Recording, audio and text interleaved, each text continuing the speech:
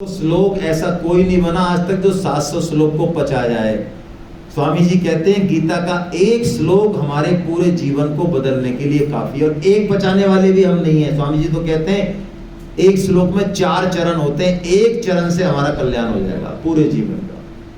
बहुत अच्छा है, बहुत अच्छा भाव है। जी सर बताइए, माइक दे देना इनको पीछे दी, कुछ अच्छा क्वेश्चन है तो।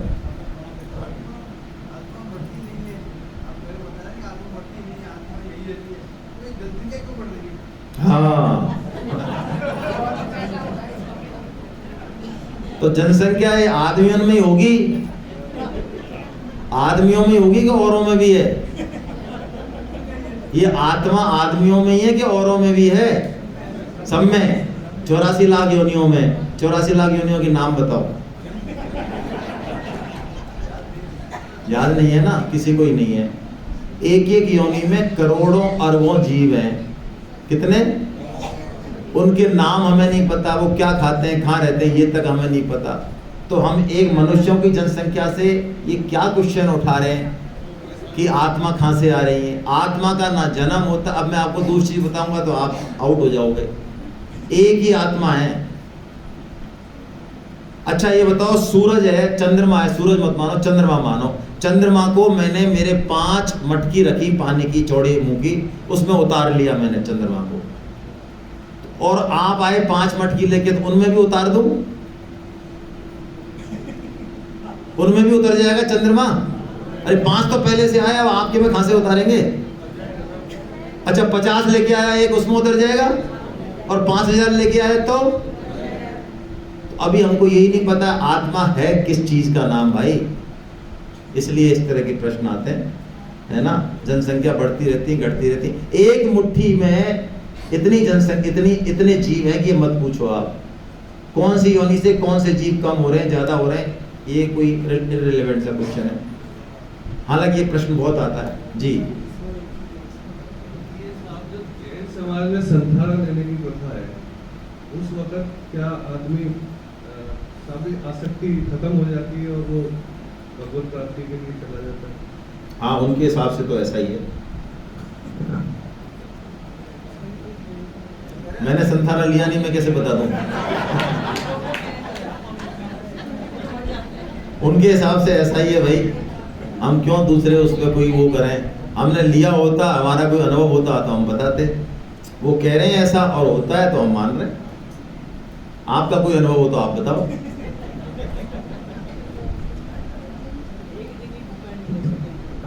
सर मेरा प्रश्न नहीं है, एक वैसे मैं चर्चा करना चाहता हूँ। मेरी जैसे अभी विचार संजीवनी स्वामी जी की पढ़ते हैं ना हम, उसमें जैसे ये आया था कि अभी चीज जैसे कि भी गुरु बनाना चाहिए क्या, तो कह रहे हैं गुरु बनाने की कोई आवश्यकता नहीं है और बंधनकारी है, आप एक और बंधन में बंध रहे हैं, तो आप भगवान को ही अपना गुरु माने, भगवान को समर्पण कर दें। इस पे थोड़ा आप कुछ।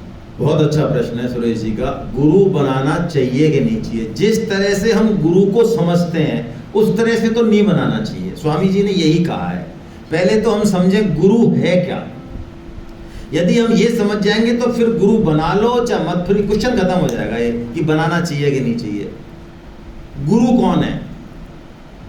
अच्छा आपको गुरु कैसा चाहिए? शरीर में चाहिए कि भूत प्रेत के रूप में चाहिए? हेलो, अरे बताओ तो सही। तो शरीर नहीं होता गुरु, पहले तो ये समझ लो। गुरु कभी भी शरीर, लेकिन हमको गुरु कैसा चाहिए? शरीर रूप में चाहिए, जिसकी टांग पकड़ लें उसकी आराम से। हाँ, और गुरु के माला फेंके, 2-4 हज़ार रुपया फेंके, जैसे कि आलतू फालतू जो भी आलतू फालतू चीज है, पैसा है तो पैसा फेंके, कोई और चीज है तो और फेंके, और गुरु से किया भाई साहब आप ऐसा करो, अगले साल फिर आएंगे आपके यहाँ, आप माला करते रहना, हम थोड़ा सा कबड्डी खेल रहे हैं। ये है हमारा गुरु बनाने का। तो ऐसा गुरु हमको कतई नहीं चाहिए। तो गुरु है क्या? गुरु है जो जीवन में प्रकाश लाए, भगवान की तरफ मिलाए, चलाए, वो गुरु है। तो क्या हमारा विवेक हमको ये नहीं कह रहा कि कहाँ क्या सही है और क्या गलत है? क्या हम उसका आदर कर रहे हैं? अच्छा हमने अब तक जो 5वीं क्लास तक की किताब पढ़ी है या गीता पढ़ी है, उसमें से जो चीज हमको मिली है, क्या हमने उनको फॉलो कर लिया, मान लिया? तो पहले उनको फॉलो कर ले। गुरु क्या बताएगा और एक्स्ट्रा?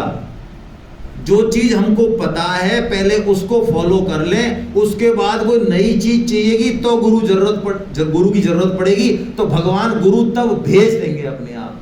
पहले हमको जितना पता है उनका आदर, जैसे हमको पता है कि सेवा करनी चाहिए माता पिता की, तो करो भाई। गीता पढ़नी चाहिए तो पढ़ो भाई। ये करके तो देखो, जो सत्य बोलना चाहिए तो बोलो भाई। जो पता है कि ये करना चाहिए वो करना चालू करो बस। उसके बाद जैसे ही प्रोग्रेस होगी, पहली क्लास से दूसरी में, तीसरी में, पांचवी के बाद आपको लगे कि यार छठवीं क्लास का कोई नहीं मिल रहा है, तो भगवान गुरु भेज देंगे, पहली बात। अब दूसरी बात, स्वामी जी कहते हैं गुरु बनाया नहीं जाता। जितने भी संतों हैं उन्होंने कभी गुरु नहीं बनाया, क्योंकि गुरु बनाने के लिए गुरु का एक्सरे निकालना पड़ेगा। तो शिष्य यदि गुरु का एक्सरे निकाल ले तो फिर वो शिष्य कहां होगा, तो गुरु का भी गुरु हो गया। सोचो आप, बेसिक प्रश्न है सोचना। आपने गुरु को चेक कर लिया तो अब आप शिष्यों के गुरु हो। अरे यार बोलो तो सही। आपने गुरु को, ये गुरु की पहचान कर ली कि ये अच्छा है, सच्चा है, कच्चा है, कैसा है, ये आपने पहचान लिया। तो मैं कह रहा हूं आप शिष्यों के गुरु हो। गुरु वही हो सकता है जो शिष्य को भगवान से मिला दे। यदि वो शिष्य को भगवान से नहीं मिला सकता तो वो कुछ भी क्रिया कर ले, वो गुरु हो ही नहीं सकता। स्वामी जी कहते पिता आपको किसने बनाया? हमको पिता किसने बनाया? नहीं, पुत्र ने बनाया ना। यदि पुत्र नहीं हो तो हम पिता बन सकते हैं क्या? बताओ, पुत्र या पुत्री, उसी ने बनाया पिता। तो गुरु वही हो सकता है जो अपने शिष्य को भगवान से मिला देगा, तब उसकी संज्ञा क्या होगी? गुरु। तो इसलिए बजाय चेकिंग करने के, इधर उधर जाने के, अपने जो है भगवान श्री कृष्ण को तो गुरु मानो और गीता को मान लो उनका मंत्र, और राम राम राम राम राम राम राम राम राम राम राम राम राम राम राम राम। स्वामी जी तो कहते हैं बस और कुछ नहीं आता तो ये चालू कर दो मंत्र 24 घंटे, अपने आप रास्ता खुल जाएगा। गुरु चाहिए गुरु मिल जाएगा, ग्रंथ चाहिए सब मिल जाएंगे। गीता पढ़ो और राम राम बोलो, यही कलयुग में सबसे बढ़िया है। हरे कृष्णा।